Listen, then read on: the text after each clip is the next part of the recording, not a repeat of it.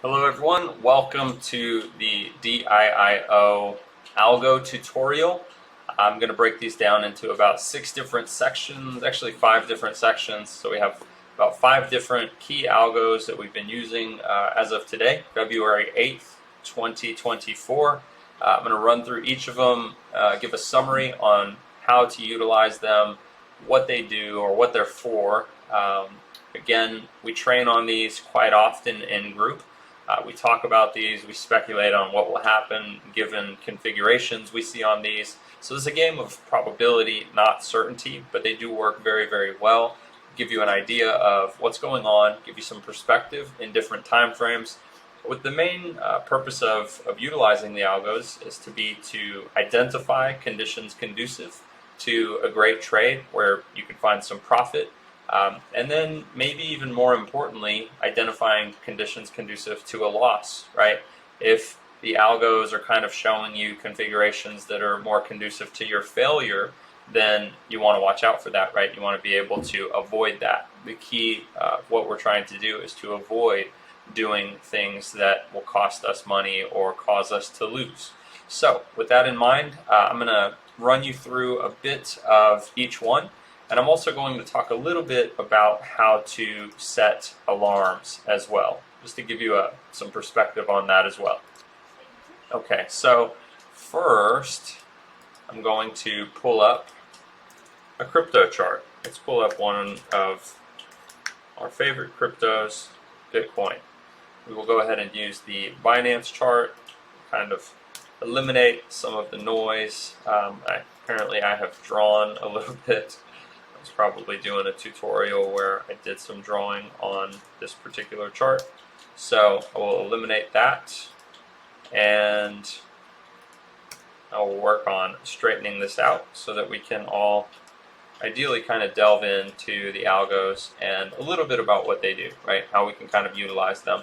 And I'm going to try to keep each video as short and concise as I can, because once again we do train on these algos inside group. So the point of this is mostly how to manipulate the algos and a little bit of a summary on what each one does. Alright, so with that being said, I'm going to open it up so you can see the names. Then instead of looking at the full chart, which we often do when we trade based on our way of doing things, I'm going to instead take a look at this data on the 4-hour time frame, specifically just for the purpose of manipulating algos. Alright, so the first one I'm going to cover is just in no particular order, is dynamic pressure lines, right? So you can do a couple things. The gear button, well, for one, you can hide it, which is nice, right? You can also use object tree and you can hide it. That is a useful setting for those of you who have never used object tree. It allows you to keep data on your chart, whether it's drawings, whether it be an algo, it doesn't matter, but it lets you keep it on the chart and then lets you bring it back later, essentially somewhat of an invisible mode without actually having to take it off the chart. So with that being said, the gear icon.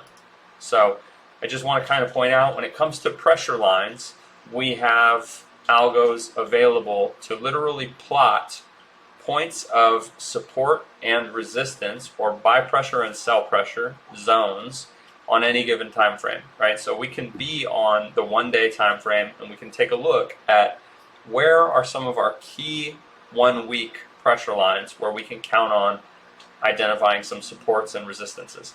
One of my favorites is to have the 2-week on. I feel like it's a pretty well respected set of lines in many cases. It's not a guarantee. Nothing we do, nothing anyone does is a guarantee, but the 2-week is useful. It's one of my favorite ones. As you can see, if I unclick it, they disappear. They take a little bit of time to populate, take a little bit of time, just a little lag, maybe 5-10 seconds to come off of the chart. So you always want to give them time to populate correctly, right? So here's the 2-week once again, shows up pretty quickly. If I want to see the 1-week as well, because maybe I figured that is also a support or a resistance that I want to be cognizant of for the purpose of the trade that I'm entering into, I can take a look at that by just clicking that button. And as you can see, they're a bit smaller. They only last 1 week, where the others perhaps started, in this case, right around January 28th, that Sunday, right? So they're kind of approaching their end, where they're going to repopulate. So on that note, be cautious when using pressure lines toward the end of their cycle, because they will repopulate, and sometimes that can be something that negatively affects your trade, right? Because by the time this coming Sunday at 6 or 7 p.m., depending on what part of the year it is, comes around, you'll want to make sure that you revisit those lines and see if and or how they might have changed or adjusted, right? Because they are dynamic. That's why we call them the dynamic pressure lines. The 2 weeks will adjust every 2 weeks. The 1 week will adjust every 1 week. The 3-day adjusts every 3 days. So as it approaches the end of its useful life, as you can see, based on, I'm going to use my annotation tool, based on the time frame that you're looking at, you can kind of get an idea of what's going on. Now, we're in the 4-hour, so none of these are going to be affected by the close of the 4-hour. But if I were to flip to the 1 day, the 3-day, the 1 week, I could probably get a better idea of what might be affected. Today happens to be Thursday, so it might be the 1 day or the 3-day, maybe even the 3 week, that might be affected. I think all the weeklies close on Sundays, but the 1 day and the 3-day obviously close any given 3-day period, any given 1 day period, and so those might be affected by tonight's close. I really don't use those too much. Some people, if they're really into scalping time frames, might, right? So if I click those, you can kind of get an idea of what the 3-day looks like. It adds an even smaller set of lines that you can utilize. Sometimes you can use them as a backstop, right? As is the case right here, where the 1 week coincides with the 3-day. Here's another one where the 3-day looks like coincides with the 2 week. I think it did hold the price action back for a minute, but price action was too strong on major time frames. As you can see, the movement monitor, which we're going to get into, pushed the price action beyond this otherwise pretty strong, generally speaking, 2 week pressure line. And I was actually watching this one when the price action got there. It actually did hold it back almost overnight. So there was a resistance there. You could have even shorted it, but as to whether or not the short would have made sense, just because pressure was so strong, maybe not. Maybe it would have been a bad idea. There's just not enough opportunity for your short to expand, right? The chances of it actually going down enough for it to make sense were probably not there. So if you follow our checklist, you would have seen it's probably not the best time to short. And as you can see, just looking at these 4-hour candles, it hit right there, and then it never went below that red dip right there, right? If I make it even a little thinner, that red dip right there. So it was very, very minimal down pressure. So even though you could have made a little money on a high leverage short, it may not have been prudent, right? So with that being said, that is the purpose of these lines.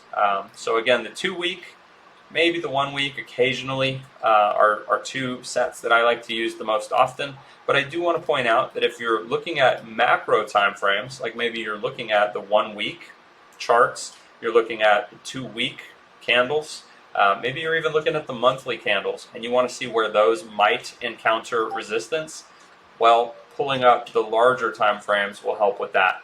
So I'll clear out the noise of the volatility monitor, which we will go over later. And then I'm going to go ahead and change time frame so you can get a little more perspective. And let's take a look at what 1 week candles do look like on these larger time frames, because that would be the purpose of these larger time frames, right? You would want to kind of take a look at potentially where larger candles might encounter resistance or support. So this kind of gives you a little perspective on that. If I want to remove and just keep the two largest, again, I have a little bit of perspective on that, right? So you can kind of see that fundamentally there was a retest here and it did break bullish. But you can also see, you may have to really consider what's going on in smaller time frames as well. So that's what these are for. Just want to share that these are there. I would always suggest going back and looking at, for any given asset, how price action in the past historically has actually reacted to these bars. And you can do that, if you like, using the replay feature. Should be able to do that. So you can actually essentially go back and back test whatever you want for yourself, just to see how price action does or does not respond to these pressure lines in real time. Specifically the ones that are going to be useful for the trade that you're thinking about making, right? So that is pressure lines 101. And again, just kind of wanted to share that I think some of the crowd favorites for a lot of us are probably the 1 and the 2 week. For me, I would say the 2 week is one of my favorites. If I had to choose, one, I'd probably go with the 2 week. But again, it's important to check historically, because you can see during intense moments of down pressure, you don't want to just count on a pressure line to save you, right? Anything's possible. So you really have to look at what are the movement monitors specifically, and maybe even the breakout bars, depending on what kind of trade you're making, what kind of decisions you're making. But you want to look at volatility monitor, breakout bars, and movement monitors to determine, what kind of course of action you might want to take. All right, so I think that just about covers these. If I were to tell you anything else about pressure lines and how they might be useful, it would just be that on smaller time frames, sometimes you can use them for longs or shorts. We have a checklist that we go off of. I never recommend just using the pressure lines, but just as an example, pressure comes down to here. We know there's a line there. It's very common for these lines to hold the price action within, as you can see in this case, 0.37%, right? If I take this all the way down the line, if we held this trade, technically, just from right there, and this is just very random, obviously hindsight's always 20/20, but just based on the 1 hour time frame, if somebody used this pressure line to make a trade, in this particular instance, they would have longed it, they would have held the price action within their stop loss zone to the tune of 0.37%. You could literally 10x that and only be risking 3.7% plus slippage plus fees, which in the world of trading is not considered a bad risk if you think that price action has potential to go up to, let's just say, the next pressure line. And again, at this point, with hindsight being 20/20, I do. But if you thought that from the beginning, then you can see that would or could expand to a 37 risk-reward ratio, 37 units of reward per unit of risk.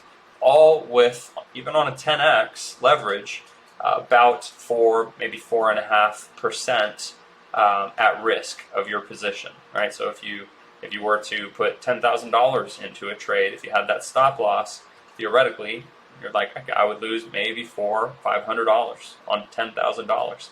And if I were to win, and if I were to do well, I would make 130%. So I would walk away with about $23,000, right?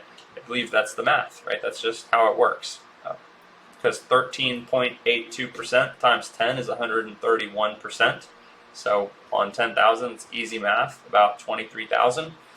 And then on the low side, for somebody who's trading that much, 10,000 minus about 4.5, you would lose maybe $450, $500. Again, just depending on how much slippage affects you, right? Slippage is when you do not or cannot sell at the optimal exact asymmetrical price on this calculator, on this charting tool, because markets are imperfect and they are inefficient, and ultimately, let's just say some of your position had to be sold at less than optimal rates or prices, right?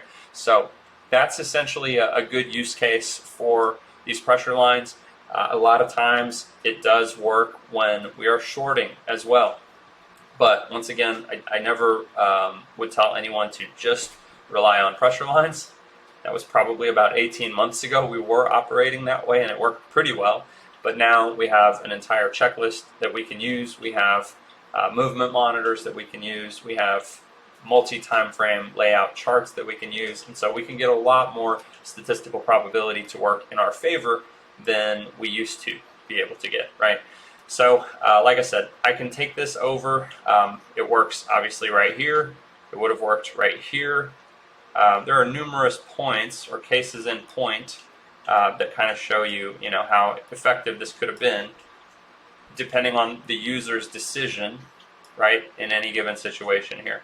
Here's one. Again, hindsight is 20/20, but I'm just kind of proving a point that these would have all been decent longs, right? That still would have been, if a person took advantage of this exact long, it would have went into their stop loss zone, but this line would have been within tolerance of stop loss if it were at a negative 0.6%, with the line as the entry. So again, just very random examples of how you could utilize pressure lines in themselves, by themselves on their own. I'm going to add the volatility monitor into the mix on this one, just because I think it's a good time to see how it reacts and to go through the settings for volatility monitor.